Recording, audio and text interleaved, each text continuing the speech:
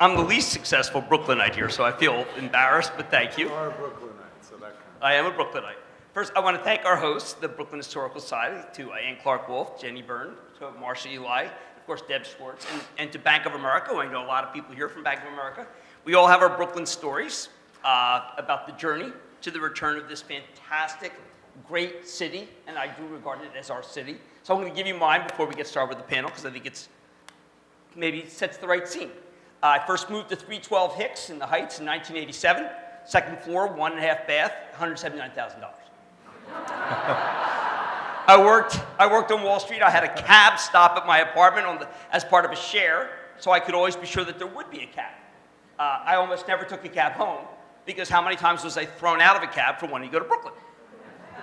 When I returned from work on the 2 or 3, I always walked down Girolamo. Why not Montague to get to Hicks?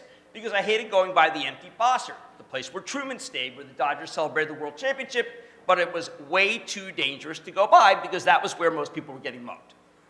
At the time, we were reading stories about the possible reinvention of the wharf as a park. There were hearings and hearings and hearings, and then there were hearings. We had one child, there were hearings, a second child, there were hearings. The hearings outlasted my previous marriage, and I was married for 20 years. We both had been public school kids, and we wanted our kids to go to PS8, but we had heard stories of terror about walking down the block and at the school itself, too dangerous. We thought things would turn around, but it was just too risky.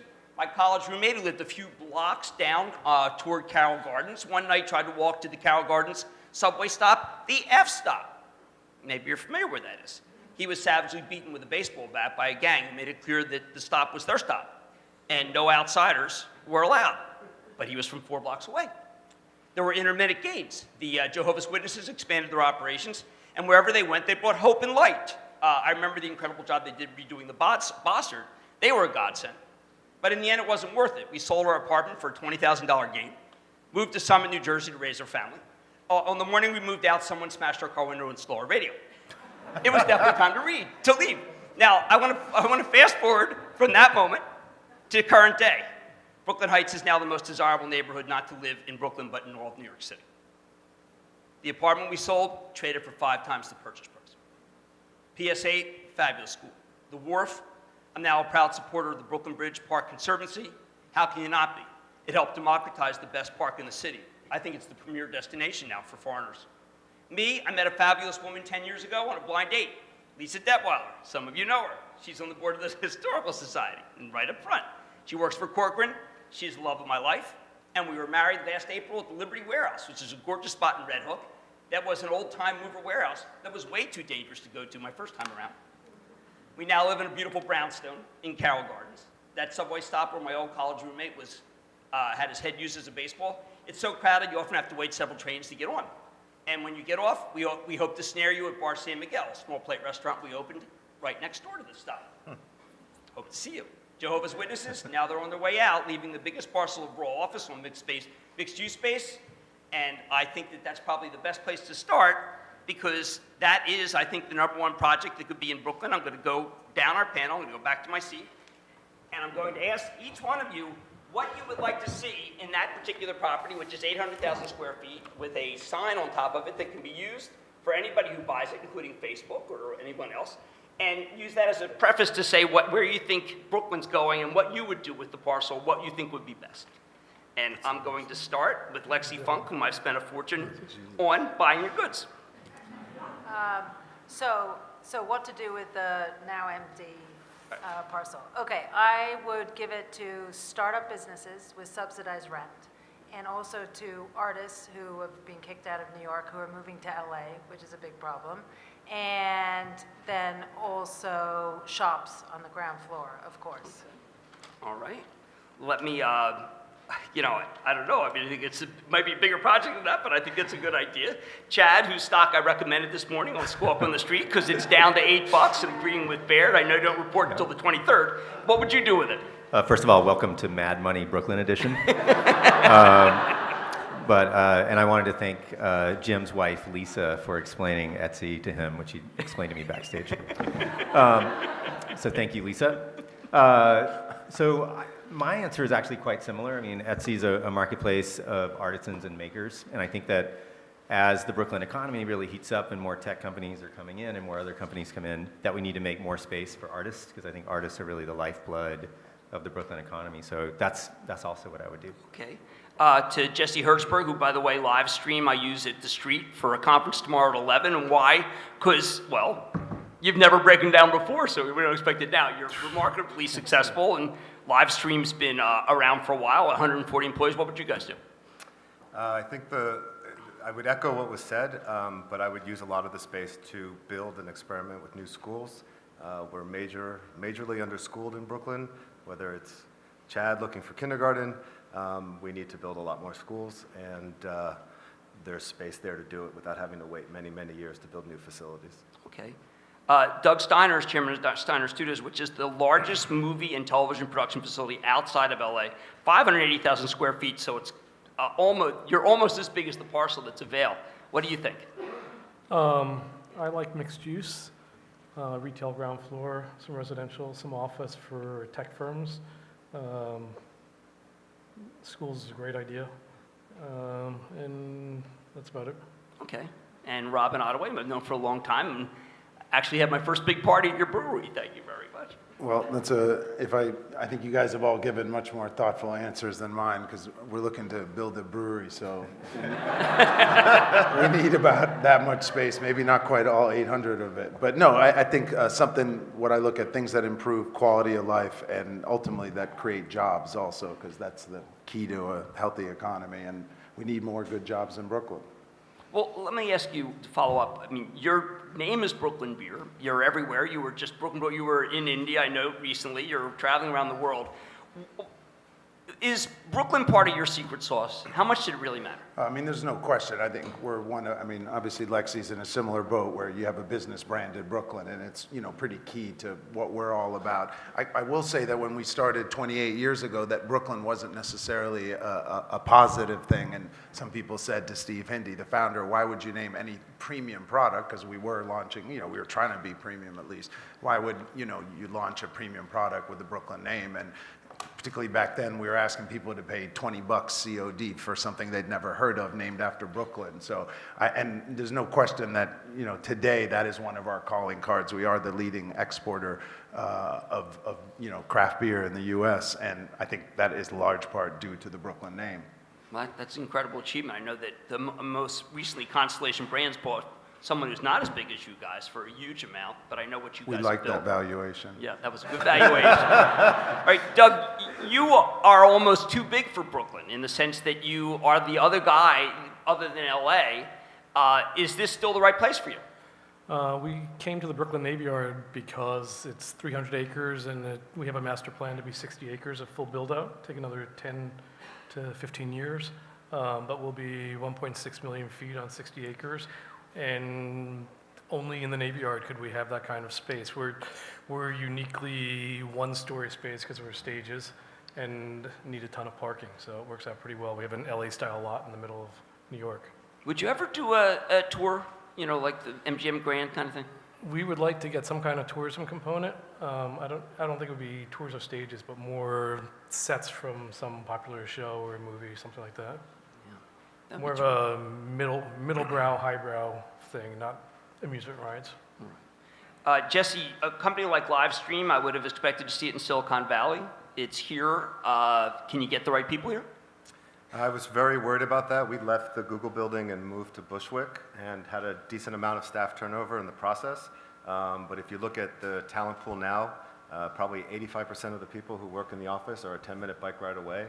So you really can't compete with that quality of life-wise. So it's changed the pool of folks, but there's no challenge finding the talent that we need. And there are enough computer engineers? Because I know that that's what's in most short supply. Well, that's a general problem, not a specific problem. That's a school problem, Yes. not a specific Yes. problem. Well, I got to tell you, I want Chad to know. I was, full disclosure, I thought that the IPO was too highly priced, but now you come down a lot, and it's interesting. We're in a quiet Your period. company could only be in Brooklyn, do you think? Because Brooklyn is kind of the antithesis of Manhattan, and crafts are the antithesis of mass production? I think Etsy could only be in Brooklyn. I spent 10 years out in Silicon Valley, so I kind of know that whole game and how that works. I think Etsy is really the perfect intersection of technology and creativity, and craft. It's also, frankly, we depend on a largely very young workforce, the same people that Jesse here is trying to hire. And the culture of Brooklyn, I think, is really important. So I'll give you an example. We were recruiting a young engineer from Carnegie Mellon who had interned at Apple and also had interned at Etsy.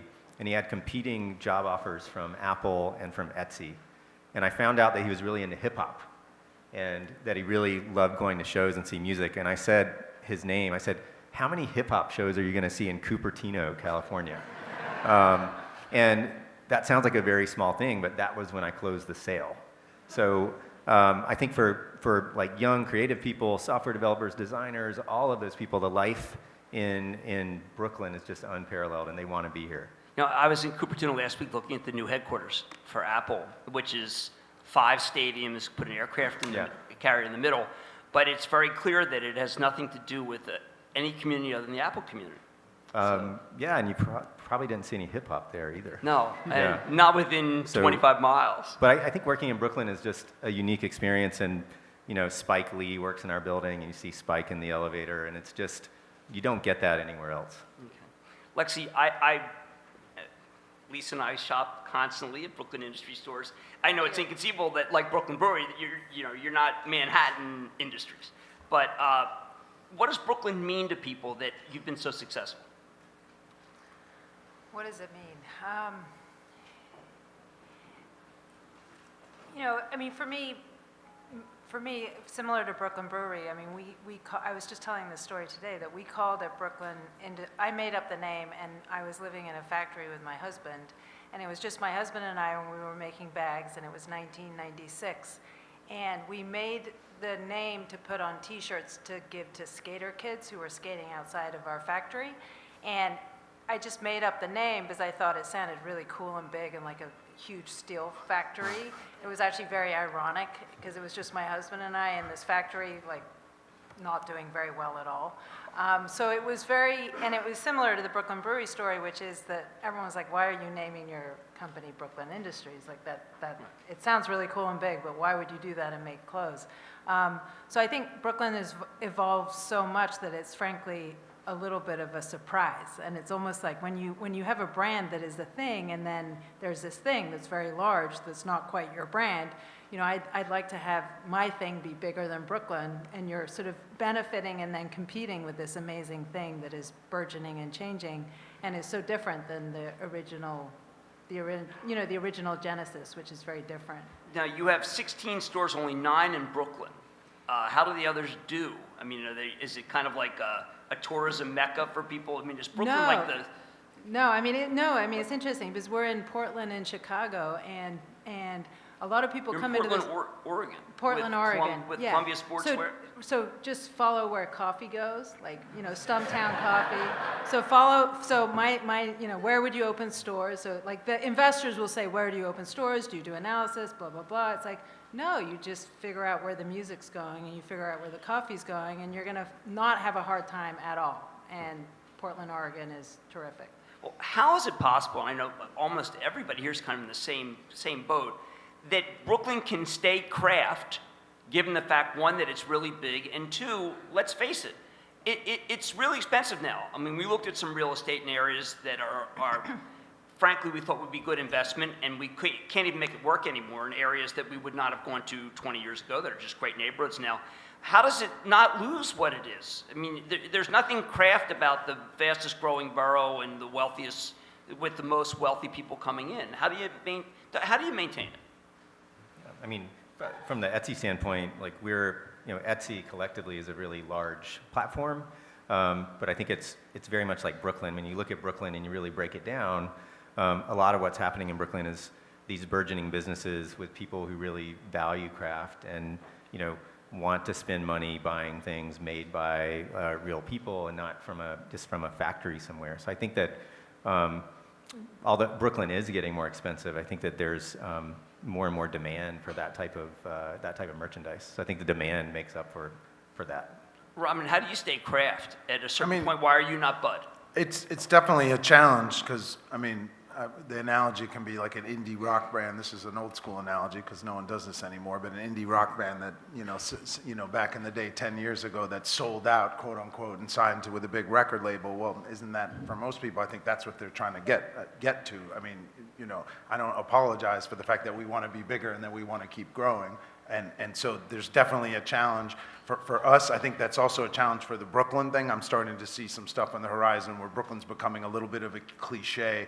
I've seen some public reactions to some unfortunate situations, like the Mass Brothers chocolate. If any of you guys are familiar with that, some random blogger wrote a letter, kind of blog post questioning their validity, whether they were genuine or not. I thought the thing was completely unfair, and there was it unleashed this tide of kind of, to me, was hatred against Brooklyn, and maybe it's the anti-hipster thing, I don't know what it is, but anytime you become too cool and you become too big, you become your own worst victim. So it'll be interesting to see what happens here going forward with Brooklyn. I think when Lexy was answering the question earlier, to me what Brooklyn still represents, particularly globally, is all the positive attributes of America without any of the baggage. So it's none of the, kind of the imperialism, it's not our foreign policy, no offense, it's not our banking system or our legal system and all that. It's more creative people, the Etsy community, the Brooklyn industry. So it's always represented all these positive, this creative community culture that America is known for. So as long as we can hang on to that, I do worry about it's getting too damn expensive for people. I think it's just a matter of time before you have foreign money coming in just as investment properties like you have in Manhattan, and then you start creating soulless buildings and neighborhoods and all that. So I think for us, a lot of us who grew up in Brooklyn, it's not so bad, but I can't imagine the next generation, where are they going to live? Where the cool kids going to be that we all hire that have lots of great ideas. Well, the rents are so... Well, they're not outrageous versus Manhattan, obviously, but if you're coming out of school, this is where you used to go, and I don't know if you can do that anymore. Well, the rents are pretty much in line with Manhattan for plenty of parts of Brooklyn, and I think that's a good thing since I'm also a developer. Well, if you're a developer, let me ask you, if Vornado buys the big big Watchtower properties, they have the right to be able to replace the sign, and that the other guys who are in the running to buy that property are the people who put together the parcel for Google. I mean, are we going to see Facebook? Are we going to see some company that you don't expect that needs that big, needs to plant a flag in New York City? Just to speak for ourselves, I think that's possible. I think that it's the most important thing, again, kind of comparing to the experience I've had on the West Coast, is as these companies come in, if they do come in, I hope that they kind of view themselves as more of a part of the community, because I think that Brooklyn has a much more community feel. So for example, we're moving to 117 Adams, one of the Watchtower buildings, several months from now, and we made a lot of decisions that are really subtle to make sure that instead of building a fortress where all of our employees had every need met inside the building, we decided not to do that so that our employees who are well compensated would go out into the community and spend money. And so I think that I'm hoping that if and when those types of companies come in, they'll design their buildings in such a way that they contribute to the neighborhood around them and don't do the kind of classic Silicon Valley campus. And I think that could make a big difference. That would be like a New York, Brooklyn twist on that. Do you find it interesting that there's no other publicly traded company in a city of 2 million people? I think it's interesting. I think that actually there is a small one called Dime Financial. Right. So there are 2 publicly traded companies in Brooklyn. But don't you think that's rather insane? Almost every other city that would be this size would have at least 10 publicly traded companies. I think you'll see more of them because again, I think that the creative class and the people who want to work on tech companies and build tech companies and other kinds of companies are going to be more and more in Brooklyn, not in Manhattan. So I think you'll see that. Jim, maybe that's like a metric. How many public companies to coolness factor? You could probably put that out. Well, the cooler of a city you are, the fewer public companies you have. I don't know. Just throwing that out there. You mentioned Portland. I mean, there are cities that are not known for companies, but are known for being. I mean, Portland is a very interesting analog to Brooklyn. I mean, spend some time in Portland, and it's anti-corp. It's very anti-corporation, and I think that Brooklyn is anti-large corporation, but at the same time, if every one of you keeps getting bigger, that's exactly who you are. And yeah, I think it depends on what kind of company you are. And again, I think if you kind of focus on the building a company that's part of the community, I think that's way different than some other companies go. By the way, a few years ago, we did an April Fool's joke on Etsy, and the headline was "Etsy acquires the city of Portland." Little financial. And and when you read that Amazon was coming in, what does it mean to you? It doesn't mean a lot. One of the things that we've learned is that about half of our sellers sell in multiple channels anyway. And the difference between Etsy and what you might see on a platform like Amazon is it's a very personal interaction. When you buy something, you message back and forth with the seller. It's a very seller-focused platform. And so I don't think it's not just about selling the goods and getting it fast and cheap. In fact, it's about artisanship and craft and community. So I think buyers feel that and sellers feel that, and they don't feel that on other platforms. Well, I know you're in quiet Yeah. period. You can't talk about your Yes. quarter. But at the same time, the ethos of the company when you came public was not exactly that you wanted to make the most amount of money. But you're a publicly traded company. How do you deal with it? So, Etsy's certified B Corp. We're actually the largest certified B Corp in the United You better States. tell them what that. So a certified B Corp it's a certification, but the basic idea is more important than a certification. It's that we believe that you can combine the power of business with social good. So the way it works for Etsy, we believe that the better our sellers do on the platform, the better we do. So Etsy's motivation to make money and our business model and all the services that we offer that help sellers make money are actually perfectly aligned with Etsy making money. Versus Amazon, where you know that they're. I'll let you comment on Amazon. Well, I know Amazon's a good partner, like other organizations that are not necessarily Well, corporate. we really believe, and I partners. think this is very consistent with kind of the Brooklyn ethos, we really believe that what we call the Etsy economy, you can build a set of transactions where everyone on each side of the transaction wins, and that kind of makes everyone better. And so, Lexy, yeah. let me ask you, for information I understand, you try to make a commitment to have everything done in this country. Now, most of the companies I deal with for mad money would tell you can't make any money in this country and that it has to be offshore. How are you able to do it? We're not. I mean, we make, I think we're up to 25% is made in the US, and it's really difficult. It is difficult. It's really difficult, and I think this is a huge, I mean, back to the, increasingly I feel, am I in a retail clothing business making clothes, or am I in a real estate business? And I think it's a real estate business because of the retail stores, but also where do you manufacture, where do other people manufacture? Manufacturing is coming back somewhat, but it's very difficult. It's very difficult to manufacture efficiently here. In New York, it's very difficult.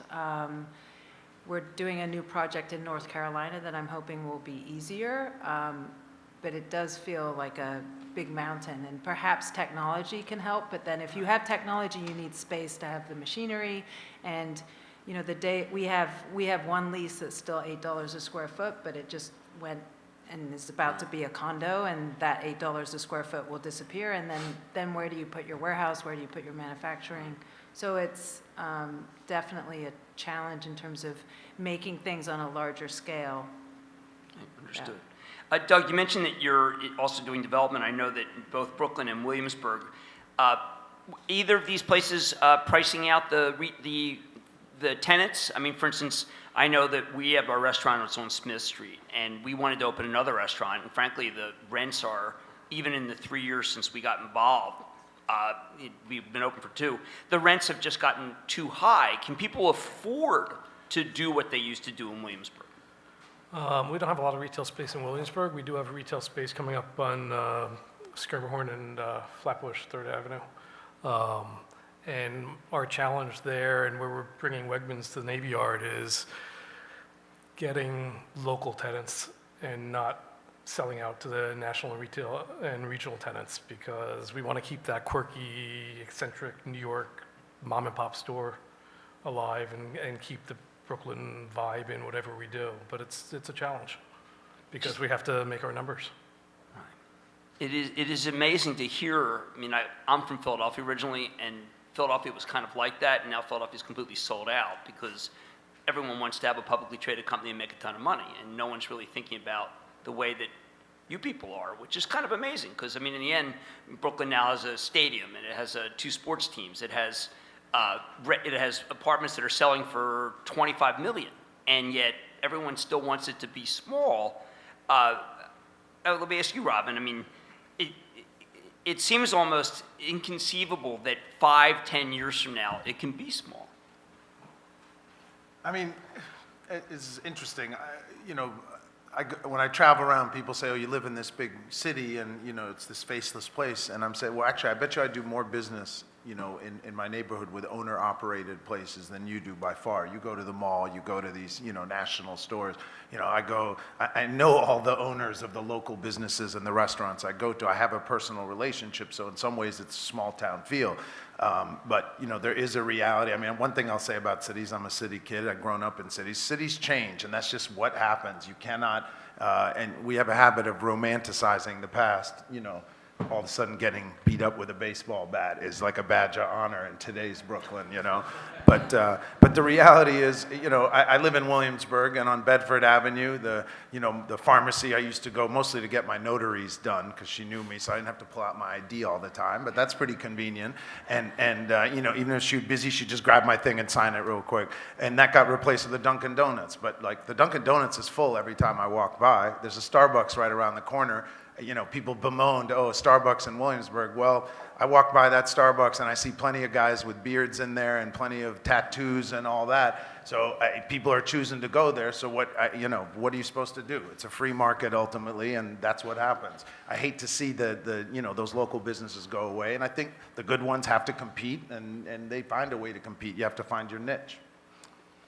So let me ask you, for Steiner Studios, how did it happen? I mean, there must have been a bunch of studios at one time, and I don't know anybody else who really has a studio in the East. It was temporary aberration, like insanity, I'd say. I went into it for all the wrong reasons, turned out to be completely opposite of what I went into it for. And then I totally stressed out and aged a lot and figured out we needed a tax credit in order to bring production back to New York for TV and film. And if I hadn't been going through a really awful divorce for the 5.5 years we were working on the project, and I got more and more invested to meet milestones under my lease with the Navy Yard, AKA the city, it wouldn't have gotten done, and I didn't know what I was doing. I thought that the margins would be huge, as I was told, like selling a $5 hammer to NASA for $85, and that there was a lender available, so I figured I'd have no money in, which was opposite of how it turned out. Excellent. That's a great, It's a long great story. story. Before I turn it over to the audience for questions, just wanted to ask Jesse, you went from Chelsea to Bushwick, so when I go, drive down, is that like you in one of those big buildings that Mayor Bloomberg was trying to get it so that companies adopted? Yeah, we're a little bit out there. It's 10 minutes to the closest restaurant, 10 minutes to the closest subway stop. Well, that has to change, right? Well, no subway stop is crucial. No subway stop. No subway stop is tough. But even in the year and a half that we've been there, half dozen restaurants have opened up within 3 blocks away. Half dozen bars have opened up. It's happening very quickly. I grew up in Manhattan, and the city I grew up in was a city of neighborhoods, and now I live in Manhattan, and it's one neighborhood full of the same person. It's very sad. I lived in Brooklyn for a long time, and my biggest fear is watching the exact same thing happen here. But I agree with you. Like, cities evolve, and there's, the money comes, and it's very hard to get out of the way. No, but it is interesting. Some of these things did start with the government grant. I mean, we tend to, these days, denigrate the government, but some of these things wouldn't have happened if the government hadn't gotten involved. Well, the rezoning in Williamsburg was what set it off, and having 421A available there is what made it happen as well, and that's not available anymore. Understood. Can we take some questions from the audience? Wow. Is it really conceivable that we answered every single question?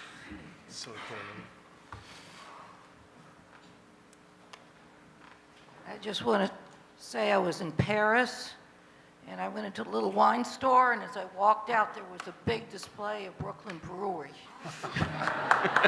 Listen, the truth is that the French drink a lot of beer, but we don't want anyone to know that. So just keep telling people the French do not drink beer. They only drink wine. Nobody else go there. Well, But thank you. what I heard is it's easier for you to sell in Paris than in California. Is that true?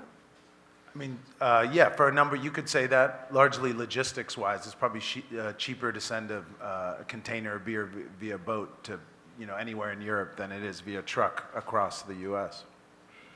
Incredible. Over here. What's that 421A that doesn't exist anymore in Williamsburg? Williamsburg used to, if you built there, you'd have a tax abatement for 10 to 20 years. And that was based on a zoning map, and that was overturned or changed several years ago. That's separate from the 421A 80/20 process that expired recently. The idea to spur development in the outer boroughs was giving a tax abatement, which is what helped to make Williamsburg happen. The 421A, which expired, has to do with affordable housing as a component of new construction. But we're still interested in building affordable housing, so are there other sorts of programs, projects, tax abatements that are attempted to spur developments in other places now, like that one, or no? I think everything is stymied right now pretty severely. Yes. Now they're waking up. Yeah, this question is for Chad. I'm just interested, I think your business concept is very unique, and certainly my family, my wife have used Etsy. I'm interested, though, in this kind of big technology world, what are you doing to try to maintain that independence, and what's going on with the artisans to survive in that environment, especially with, obviously that happens once you become a public company, so that you can maintain that independence and art sense, and at the same time grow and not just be acquired. No, absolutely. So I think that one of the reasons that we went public was to really build the company for the long term. And I think if you were to look back, for example, at the original S&P index, like a huge percentage of those who were in the original S&P index are still around. So I think our culture has kind of gotten used to this idea, especially like in Silicon Valley, of like going public as kind of the get-rich-quick scheme. And that's absolutely the wrong reason to go public. And we wanted to really set the company up to really last a long time and be independent. I think the way that we look at Etsy's growth, and this is really, really important, is that Etsy is really, as we've grown, has been a larger and larger collection of many small things. So we're able to use the internet to connect people really in every country in the world. We have sellers making sales in nearly every country in the world and buyers buying. The internet allows us to do that and to support these small artisans in a way that allows the business to grow without compromising what Etsy means. So it's kind of, in a lot of ways, not just a business, but also a movement as more people are wanting to start businesses online, start creative businesses online, and we're able to kind of harness that energy. So that's, our growth strategy is really about growing through kind of harnessing that movement and not compromising the principles, but like bringing all the people together who believe in those principles. Chad, is it a little bewildering how much money you have to spend? Tomorrow Nordstrom's going to report, okay? And I spent a lot of time with the company. When I asked them who their biggest competitor is, they said, listen, we're a service-oriented company, so our biggest competitor is Amazon. And I said, well, that's just a machine. They said, no, Amazon's got the best personal touch there is. Easy to check out, and fastest. We've spent $3 billion trying to keep up with them, and we haven't been able to. How do you keep up with a company that has unlimited capital to make it so that it's incredibly easy to check in and check out? So I think it's really important to understand why people come to Etsy. We're a two-sided marketplace. We have sellers and buyers. The sellers on Etsy come to Etsy because they want to be respected for their artisanship. They want to be part of a community. To give you a sense of it, we have something called Etsy Teams. These are organized groups of Etsy sellers around the world. There are over 10,000 of them in cities everywhere. And they meet together on the Etsy banner and really help each other, whether they're buying supplies together or just giving moral support. So there's the community aspect. And on the buyer side, buyers come to Etsy. Over 90% of our buyers say they come to Etsy to find things they can't find anywhere else. They're not coming for efficiency or getting something overnight. They're really coming for artisanship and respect for community and that sort of thing. I think when I relate it back to Brooklyn, and I think about offline retail, for example, if if you think of a Walmart, for example, we don't really have Walmarts here in Brooklyn. You know, I think we have a Sam's Club. People go to Walmart for one reason, and they go to small boutiques and visit with small artisans for another reason. And I don't think we're going to see Walmart, for example, you know, starting to really gain traction with artisans, for example. So I think Etsy has that special connection with the sellers, and the sellers, the awesome sellers we have, really have special connections with buyers, and you can't really mechanize that or automate that. Fair enough. In the back? I can repeat the question if you don't get it. I was just wondering, you know, with Williamsburg and Bushwick now being way out of the reach of most people, what neighborhoods in Queens or Brooklyn, you know, do you think are the next magnet for you know, young, well-educated techies? That'd be my real question. The other, just an observation, I don't know if you heard about it, and I think it got a lot of publicity, but there was a developer who offered $130 million for a very, very small alley called Pineapple Walk, just a few blocks away. And the co-op, the condo that owned it, rejected his bid to build there. And I was wondering if you know, had anybody heard about that or have any thoughts on that? Well, I'll speak briefly to Bushwick. We have a lot and more folks going Ridgewood, Queens, which is right across the, you know, right across the border. And a lot of folks in East New York, which growing up here, I can't even imagine that people are living in East New York. And of course, there's backlash, right, as these folks move out. So if you go to Ridgewood, Queens in the morning, you see one population going north to one train line and a whole different population coming south to the L train. So all the beards go one way. And, but, you know, the same thing's being said, like people are priced out of Astoria, Long Island City. So you go out to Ridgewood where there's actually interesting housing stock. And it's more difficult now, but maybe you can buy something and rent the downstairs and actually build some equity. But even if we look at Ridgewood, where folks I work with looked at buying a year or two ago, 3 years ago, the prices have already doubled and started to triple. So it happens very, very quickly, even, you know, while folks aren't paying attention. Does it happen in conjunction with a subway stop? I mean, the subway stop is critical, but I think in, you know, the folks I know who live in Ridgewood, you know, they're walking 10 minutes to their subway stop. So, you know, folks don't have to be 2 seconds away. Are all your rents going up in Brooklyn? Yes, all of them significantly. Does anyone care that you Especially- represent a local establishment, or is it just Yeah, we a have some. business? No, we have some landlords who, we have some landlords who only want to sign 1 year at a time because they want to keep their options open. And then we have some very sweet landlords who will give us another 10 years at not measurably increased rents. And I think it's the landlords that have a very long view and have started businesses. A lot of our landlords started businesses in Brooklyn, often in the spaces that they're now renting out. Or we have one retired fireman, we have the owner of Peter Luger's, and it's very interesting. So a lot of the business owners have a different perspective. A lot of them are retired Do they now. recognize that oftentimes you were the first and other stores came because of you? Yes, but because they don't own a lot of real estate, it's not as consequential. You know, it doesn't matter as much. And I think that with one landlord in particular, we have a conversation every year. He could sell his building and make so much money, and I always ask him, why aren't you selling your building and making a lot of money? And he says, I don't want to, I don't care that much. So I think it's interesting, you see some landlords making that very difficult decision. Yes, the rent is expensive, it's $20,000 a month, $25,000, but they could be making $5 million, $6 million.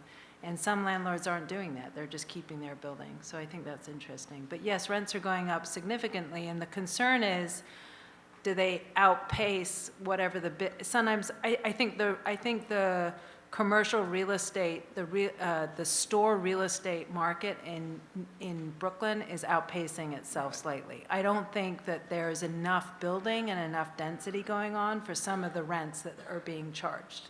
So I think it's disproportionate, and you've seen that on Smith Street. There's so many things that have gone out of business, including some larger box retailers that aren't making it because there's this perception as just this mecca of, traffic. But when you look at the actual buildings, how many new buildings are there? It's the same group of people who are shopping. And I think that there's a bit of a conflict right now between those two things. Do any of you think that real estate has actually peaked in Brooklyn? I think it depends where. Our landlord was very strategic about bringing us into the building with the goal of bringing startups into the rest of the space. And he knew if he could bring in a large tenant at a low price, he'd be able to cut up the rest of the building into smaller spaces and get meaningfully more rents. So we came in, the first tenant upstairs we took half the building, the first tenant upstairs is paying 50% more than us, and now the new tenants are paying double what we're paying. And if you go to the Morgan stop, if you make that 10-minute walk to the buildings there, they're asking rents, which I don't know if they'll get, are already, you can pay the same in lower Manhattan. It's shocking. Is anyone surprised at how successful the Toll Brothers properties are? They sure were. I would say, with respect to Williamsburg, if the L does get shut down even in half, by half, that'll really devastate the rents in Williamsburg. And that's supposed to be, some what, time. for 11 months they're going to? Who knows? Right, who knows? Yes? I can talk about it. Okay. Yeah, just about the L train thing, just sort of a brainstorm. I wonder what you guys think, like, if it was, because they're supposed to start work on it in 2018, and it's supposed to last up to 7 years, 7 to 8 years, if they work on one track at a time. So I wonder what you guys think, like, if you took a public opinion poll of people who live along the L train, and you asked them 6 months before the work was going to start what their plans would be to either stay or move to another neighborhood or move to another city. How do you envision, how dramatic do you think the result might be of that survey? And even if it was sort of 15% of people more, 10% of people more envision leaving Brooklyn for another borough or for another city, how might that affect maybe not just your businesses, but businesses of colleagues of yours who count on human capital, like the smartest and most creative people in the country, who are coming to Brooklyn now because there is transit going into Manhattan with that sort of conduit, but also because of other headwinds, not limited to sort of supply of mixed use and sort of the low-hanging fruit that you guys will take advantage of in terms of finding spaces and putting your businesses in there, which is pretty much going away because no many spaces are there like that in Greenpoint, Williamsburg, Dumbo. I think with this whole L train thing, it's going to be pretty interesting because we're particularly affected. I'd say on the weekend, majority of our people coming to the brewery are guests, are foreigners even, but people not from New York City, particularly on Saturday and Sunday. And there were a couple of times, I guess maybe you guys weren't affected by this, but they shut it down for a weekend, and we were bracing for pretty bad results, and pretty much the same crowd showed up. Now, what happens long term? Williamsburg in particular now has so many restaurants and bars. It is dependent on outsiders coming to the neighborhood. There's no way that neighborhood can survive without the influx. All those restaurants at least cannot survive. So, Doug has more of a read on this than I do, certainly. I could see rents being affected in the short term. These are still relatively short terms. I'm hearing more 1 to 3 years, not that 7 or 8. 8 would definitely be, Yeah, I'm sure it's going to be worse than whatever they start out with. But people will move to Long Island City. There is the G train. Maybe people will fall in love with the G train. Unlikely. But so I think people will adjust. They have in the past. I don't think it's going to devastate the neighborhood, but maybe Doug has. Part of the solution, the mayor yesterday announced the Brooklyn-Queens connector, the BQX, which would be a north-south streetcar tram. And I think that is critical to Brooklyn reaching its full potential because the growth in commercial space is along the waterfront, and there's no north-south connection. And the L is so isolated, it needs to be connected to downtown and all the subway lines that run there. It's crazy that people have to go into Manhattan to come back out. And if the L is worked on under the river, that would be a godsend for making it livable. Yeah, I mean, so I've lived through so many L train shutdowns because we've had I've had stores in Williamsburg from 2000, since 2000 I've had stores, and I remember, it's like your story of like, we were fighting the MTA in 2001 and 2002, and we had absolutely zero impact. But I would have to say that every time the L train shuts down, our business on a daily basis goes down 30 or 40%. Like, it's pretty radical. It's like the bad snow day, the MTA strike, you know, oh my God, why are we even having people, like, just send them home kind of thing. But I think if the city prepares, like what Doug's saying, and they have lots of, then the whole neighborhood would not suffer 30 to 40%. It could suffer maybe 15%. But it's pretty radical, in my opinion. Do you have a different, like, who's your, you know, in Williamsburg, like, who's coming in the weekends? Is it locals? It's increasingly foreign, you know, it's increasingly tourists. I mean, it's the same thing with the dollar. I'm always like, you know, the dollar being strong. When the Canadian dollar was really strong, it was amazing. We had just Canadians, like, galore. It was so exciting. So I think, so nice. so I think actually our business, the business has been okay the last couple of months, but there was like, when the dollar started to get really strong, you definitely see it in retail. We feel it a lot. And then also when they have those like specials, like the French have some sort of special, like so there's some sort of airplane deal. It's like, what's up with the French people? So we're definitely, in Williamsburg, we've become increasingly indexed to foreign traffic. And I don't know who the locals are. I mean, there's Doug. Doug's the local. You're not shopping in our store, unfortunately. But the locals left a little bit. Yeah, I mean, the Williamsburg population is far different now than it was I started in 99. Yeah. So, you know, I had kids, so I don't go out as much, though. I mean, I think a lot of people in that neighborhood are doing the family thing. Are you, your next place is in Staten Island? We're looking. It's hard to, I mean, that's a challenge for us at this point. We need, 400 or 500 square feet, 100,000 square feet, of course. And to find that kind of space in New York City is really difficult. And to find it with good access to transportation, because that's the other thing is, we can, build a brewery out by JFK, and then we're just going to flood New York City with trucks coming. We ship 100+ containers a month, so you'd have all those trucks every day just, going on the roads. Is that really the best thing? So it's trying to find the mix of something that's affordable in the right location. Is the government helpful? Is any government helpful? Who's here in the room before I answer? I think there are people who try to be helpful. I think right now there's a little bit of a lack of policy in New York City, and so that's a little bit of a challenge. But no, I would, they're helpful if you tell them you love New Jersey. How about that? Yes, right here. Okay, so you opened it up by saying the S word, Staten Island. And I'm curious, I was born in Brooklyn, and my family moved me to Staten Island, and now I live in New Jersey, so I'm like a woman without a country. But it's always been very curious to me how Staten Island can't shake the stigma of being the most uncool place in all of New York City to possibly live. And with all of the economic development that is happening down by the waterfront, and there is, by the way, a small brewery that opened up by the Tompkinsville station, and they're planning on the wheel and the outlets and everything, bringing 3 million people over on the ferry. Why do you think it is that people such as yourself aren't eyeballing more opportunities to get in early and secure property? Because there is a very large corridor that nothing is happening to. Well, I mean, just I yet. would say, because we've looked at this, that one of the challenges there is there's no public transportation, or it's much more limited, even when you're on the island. So you can take the ferry over there, but then there's really, I mean, I don't know that, there's the bus system, or there's just one subway line. So that's the problem, is once you get there, I mean, what you're referring to, that whole ferry wheel thing, like, they're basically relying on the tourists that are already coming over to Staten Island that just turn around and leave, and they're trying to keep some of those tourist dollars there, basically, which I think is the right thing to do. But if you don't provide any infrastructure to, how can people really travel around?